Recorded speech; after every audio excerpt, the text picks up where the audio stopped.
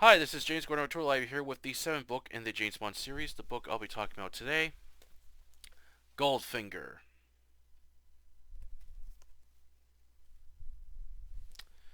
This is by Ian Fleming, and this was originally published by Jonathan Cape on March 23rd, 1959. This edition is from Triad Panther, and this is published in 1978. This was a good thriller novel. I really enjoyed this one. I enjoyed this a lot more than the last book I read, and I found this a lot better than the film of the same name as well.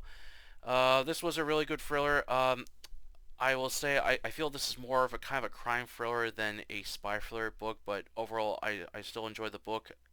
This one is more serious. It's a lot more darker and violent, especially towards the end as the big heist in the book, Operation Grand Slam, is actually a lot more darker than it is portrayed in the film. But I'll explain more of that on my review and many other things. But overall, I really enjoyed this book. I really enjoyed it, and I'm definitely looking forward to reading the other James Bond books in the series. Alright, on to the review. Plot: James Bond is sent to Mexico to shut down a heroin smuggling operation. He destroys a warehouse with a bomb, then kills the smuggler, and catches a flight to Miami as he takes another plane to London. While waiting for his flight, James happens to bump into a friend he made while at Casino Royale, Julius DuPont. DuPont invites him to a restaurant to eat while the two chat for a bit. Then DuPont asks James for a favor. He was playing a game of Canastic against a British billionaire, Arwick Goldfinger, and strongly believes he cheated and lost over $25,000. DuPont offers James $10,000 to prove that Goldfinger is cheating. James accepts. At the hotel, DuPont takes James to meet Goldfinger as he's lying on a lawn chair wearing a yellow scented bikini slip, dark sunglasses, and a mirror around his neck to ensure he gets a tan under his chin and behind his ears. When DuPont calls Goldfinger, he stands up as his body looks like it was made from different parts. He has a big round head and is very short. Originally from Yugoslavia, he has blue eyes, red hair, tan skin. Upon meeting Goldfinger, he's very friendly and calm. DuPont offers a card game which Goldfinger accepts after he changes his clothes. When Goldfinger returns, James watches him closely and sees he's very skilled with his hands but changes his cards at random. Despite DuPont winning at the start, however, Goldfinger wins the game. James leaves as he searches around the hotel till he finds a balcony door open and it's facing where DuPont is sitting. James figures out that someone is radioing in what cards Goldfinger's opponent is holding, so he never loses. James returns to his room and takes out a large Bible which hides his Walter PPK. Arming his pistol, then attaching a silencer, he goes over to Goldfinger's room and breaks in. He finds a woman lying on her chest looking out the balcony, nearly naked, with a headset, radio, and a pair of binoculars. James holds the woman at gunpoint and orders her away from the radio. She reveals herself as Jill Masterton, and she's being paid $1,000 to do whatever Goldfinger wants her to do. James is able to charm Jill and convinces her to work for James. James puts on the headset and looks through the binoculars and blackmails Goldfinger to pay DuPont for the money he owes him along with James, and if he refuses, he'll take all the evidence he gathered to both the Miami police and Scotland Yard and to apologize for cheating. To ensure the safety of Jill, James tells Goldfinger she's coming with him. He writes up a check for DuPont paying both him and Mr. Bond. Returning to London as James has a lovely time with Jill, but his holiday is cut short when M orders him to his office at once. When James enters M's office, he is asked what does he know about Gold along with Goldfinger. James confesses he already met him while in Miami and knows little about it. M has James go to the bank to learn everything about gold, then returns back to M for his job. Goldfinger has come under the radar. It is believed he's smuggling in gold from England to Switzerland, and it's rumored he's working for Smirch. M wants James Bond to get close to Goldfinger and see what he can learn, and has a chance to trick him by joining him for a game of golf. Driving his brand new Aston Martin DB3, he speeds along the road till he reaches the Sandwich Golf Course and waits for Goldfinger to show up. When he does, Goldfinger is riding in his 1909 Rolls-Royce Silver Ghost. It's armored with bulletproof glass windows. The two men get ready with their caddies. Goldfinger bets James $10,000 for the match, stating there's no fun if there isn't any money involved in it. James accepts knowing Goldfinger wants to get back at blackmailing him. At first, James is doing well, but halfway through the game, Goldfinger is winning, and it isn't long till James and his caddy, Hawker, figure out he's cheating. James and Hawker quickly outsmart Goldfinger by switching his ball, so at the end of the game, he'll be using the wrong ball. Therefore, James wins the game. Outraged, he storms off the course. Before leaving, Goldfinger invites James over for dinner to his mansion he built in Victoria Evergreens, the Grange. Upon arriving, James dislikes how the place looks and isn't pleased to learn the old house that once stood there was demolished to make way for the Grange. Inside is very fancy as James is led into the living room with Goldfinger telling him to wait as he steps out for a bit. James notices a lot of Korean men are working around the place. James searches through the mansion trying to find any clues to link Goldfinger to Smirsh. He barely gets caught while searching. When James meets Goldfinger's right-hand man, Oddjob, a tall and very muscular Korean man who doesn't speak but will do anything that Goldfinger tells him to do. He has Oddjob demonstrate his strength, his combat skills, even shows his deadly weapon, a bowler hat with a hidden razor blade slicing through anything he hits. While eating, Goldfinger is trying to relocate to avoid paying taxes as James tries gaining his trust. However, Goldfinger is suspicious. James then tracks and follows Goldfinger, leaving England in an air ferry and traveling across Paris to Switzerland. However, while following him, James notices someone else is also following Goldfinger, a woman driving a Triumph as she tries passing James several times. He slams on his brakes, causing her to rear-end him. The woman angrily accuses him for causing the accident, but is willing to give her a lift to a garage to get her car repaired. Tilly thanks James for the lift, but he has to floor to catch up to Goldfinger. James is able to track him down in a warehouse in Geneva. However, he spots Tilly again as she attempts to assassinate Goldfinger with a sniper rifle. James stops her as she explains that her sister Jill was murdered after her body was found in Miami hotel room covered in gold. When an alarm is set off, both James and Tilly try to escape but are captured by Goldfinger's men. James is tortured by Oddjob and nearly killed when placed on a secret assault table, but is able to convince Goldfinger not to harm him or Tally as they'll do whatever he wants. James then awakens in New York City, where Goldfinger holds a meeting with several mafia crime bosses and a lesbian burglar group run by Pussy Galore who plan to rob Fort Knox to steal over $15 million in gold to help fund Smirsh. Goldfinger plans to poison the fort's drinking water and assault it with a heavily armed squad and blast open the heavy-duty vault door. James manages to leave a message for Felix to send help.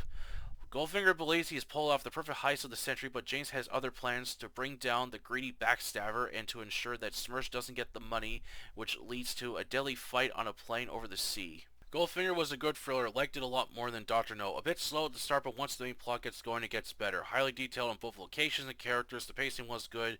Felt the characters were better crafted, however, was annoyed to see some swearing being censored by the publisher, as this series wasn't meant for kids. Seriously wish the publisher wouldn't bother with this. I felt the tone of this novel was a lot darker and more serious, but wished there was more scenes of the heist, along with getting more characters from Smirsh, as this felt more like a crime thriller than a spy thriller. I really enjoyed watching James Bond kill off Oddjob and especially Goldfinger, two characters I wanted to see them die badly. Another thing I liked with Goldfinger was Ian Fleming explaining how the villains get their funding from, which most films or novels don't explain or go into detail of that. As for the 1964 film of the same name with Sean Connery, I didn't like at all. The studio toned down the darkness and violence from the novel and went the commercial route by making it goofy, cutting out the Smirsh plot along with an annoying theme song and music score that's hard on the ears. I also felt the idea of setting off a nuclear bomb to contaminate U.S. gold to make Goldfinger the richest man in the world is something a child would think of. And turning Oddjob into an almost indestructible character is something right out of a cartoon. While this film is the first to give James Bond his iconic Aston Martin DB5 with all the high-tech gadgets, weapons, and other goodies he uses, but it isn't enough to save the film. Overall, I highly recommend Goldfinger. It's a good novel in the James Bond series. And that's the review today. I hope you enjoyed it. Yeah, I had definitely a lot more fun with this novel than the last one, Dr. No, which is complete bore. Goldfinger was really interesting and I enjoyed it.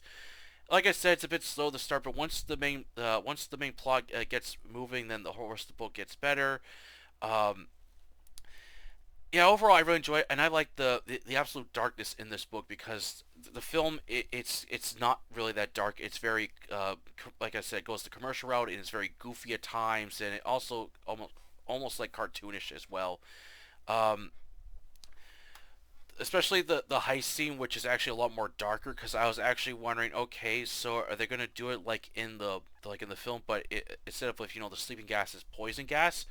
Well, kind of, except in the book, Goldfinger is gonna poison the water supply for Fort Knox to basically kill everyone. So that way, he'll get into the bank, and if anyone else gets killed drinking drinking water, he doesn't care. He just wants the golds to help fund Smirsh, essentially. Um, oh yeah. Um, I did find the one character, the Pussy Galore, a very cringy name in the book. I thought, really, this is the character you're gonna give this name? I just felt her name was very cringy. I just thought that's a name you don't see anyone called anymore. Like, to me, it's a very cringy name. So I wish Ian Fleming kind of came out with a better name for that character. But um, I really despise Goldfinger a lot. He's just like this self-centered, just greedy bastard that just wants to, the gold from like likes gold so much he'll do anything to get at it. And however, he will not betray Smirsh. He is loyal to Smirsh. He will not betray them. He loves gold, but states that he will not betray Smirsh, which I liked it because in the film they cut that out and just made it to basically just made him this like backstabbing bastard that just basically just wants to get rich, essentially. That's all he cares about. I thought this really doesn't fit in the James Bond plot. Um, I was also surprised to find in the book it has the bowler hat with the hidden blade. I thought that was something they put in the film, but that's something that's actually in the book too. So I was surprised to see that. Another thing they cut out from the book is that Oddjob loves cats. He loves cats. So that was another thing they cut out in the book, where he's seen petting a cat throughout the book. Another complaint: I wish we get to see James Bond use his iconic gun. He does not. It only makes an appearance throughout the book, and then he leaves it in a hotel room, which he doesn't use. I was like, come on. When are we going to see this character use his gun? He hasn't hardly used it since he got in Doctor No. Like, come on. Um, let's see. I really enjoyed the finale. I liked it a lot more than the film. This finale was very brutal. Because in the film they changed the death scenes around. Where in the film it was Objob gets killed first. He gets electrocuted, and then Oddjob, then Goldfinger gets sucked out of the plane while he's fighting James Bond over a gun. In in the book, the death scenes are completely different. Oddjob is the one that gets sucked out of the plane, and James Bond literally beats the living shit out of Goldfinger. Like, he literally beats him up and strangles him to death, while this plane is just like falling toward, plummeting in the sky. So I really enjoyed that a lot more than the film. Overall, I really enjoyed it. I just wish it was more of a spy thriller. It just kind of felt more of a crime thriller, but other than that, I still like the book. Another thing that I didn't like with the book was just one thing I'm starting to notice lately in these later books is that Ian Fleming is actually putting more swear words in the book, but the publishers keep censoring it. And this is one thing I was really getting annoyed was like, why are you censoring the swearing? This is a book aimed for adults, not kids. I don't get that. And if the publisher doesn't want Ian to add that, you think they would have said something, or he probably didn't care. But there's actually this part where James Bond is tied up to the Sigurd saw table, and Goldfinger asks, "Any final words, Mr. Bond?" And James Bond replies, "Yeah, you can go fuck yourself." And I was like, I found that was really amusing. I would have liked to see the original word not censored. It was really annoying. Like, there's a couple times where a character swears, and so there's this like blank space where a swear word should be. I thought, why is the publisher censoring this? Stupid. I was surprised too, because these are like later editions. This is published in the 70s. You think the reprints they would actually put the swear words in, but no, it's censored. I don't know if the later editions fix this or they keep it the same. I'm not sure. I'll have to look into that, but I'm not getting the latest editions, which completely heavily like pretty much rewrite all of Ian Fleming's books. So I'll have to look into see if there's any editions that actually include the swear words or not. So that's what I have to look into. When I was doing some research on this book, I found a very interesting story about where Ian Fleming got the plot and the character Goldfinger from.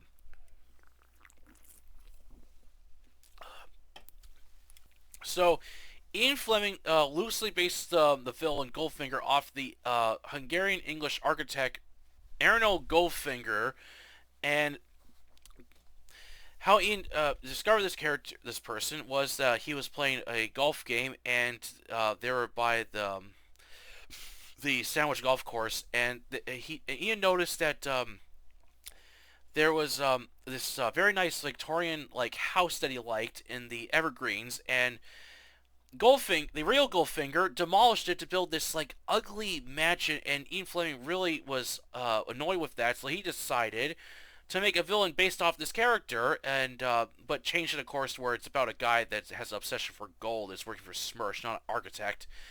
And then when the real Goldfinger found this out, he threatened a lawsuit on Ian Fleming and the publisher if the name wasn't changed, and the publisher asked Ian if he would change the name, to which Ian Fleming replied he would change the character name from Goldfinger to Gold Prick instead, and when Erno Goldfinger heard this, he dropped the lawsuit completely, and the whole thing was settled out in court. But I just found this hilarious. Like, the guy went through all this trouble to try to sue Ian Fleming, and he threatened to basically come up with even a more insulting name if he didn't drop the lawsuit, which is hilarious. So that was really amusing. Could you imagine if that was the name that Ian Fleming ended up changing to the to the book, and then of course then they kept the name, and then put that in the film. So instead of Goldfinger, James Bond and Gold Prick. That would have been hilarious. Gold Prick. He's the absolute prick. Would have been hilarious. But as for the film of the same name, I really don't like the film. As I said, they went the commercial route. It is goofy. Um, they changed the whole plot around. They basically cut out the whole Smirch plot and just have where Goldfinger is out to make himself the richest man in the world, which is a really lame idea if you ask me, and his idea to do it, I thought, really, this is something a child would think of.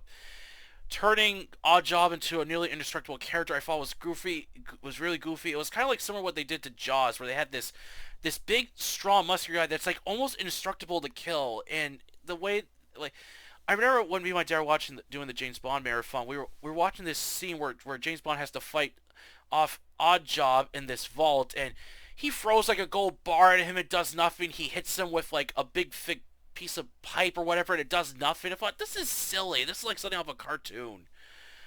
Um, and also there was also some pacing issues. Like, it took much longer to get the plot of the film going than it is in the book. So I'm glad that I ended up enjoying the book a lot more than the movie.